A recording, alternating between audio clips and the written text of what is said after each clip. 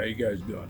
I'm going to be showing you today how to take the deck, the mowing deck, off of a Massey Ferguson GC1705.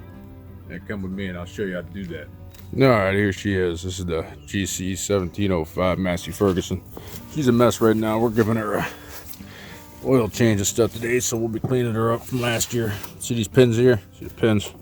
You just pull them up, lift this arm up, and let them go. See, that arm will pop right out.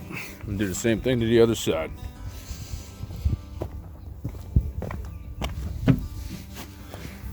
Pull it out, lift the arm up.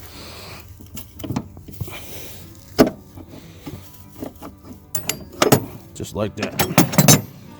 That's the front part, the back part, I mean. All right, the next thing you're gonna do is this is the CV shaft here, the shaft here that hooks the mower PTO.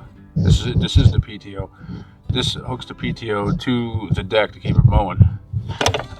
You got a little knob here, so that you're gonna pull that right back, and it'll slide right off. All right, now that we're at the front, see that pin right there? Push that one out too, and you're gonna pull this arm here forward. All right, once you get that pushed out, let's go ahead and pull the arm forward. Now the deck is off, and now what you do, you're just gonna drive right over the deck.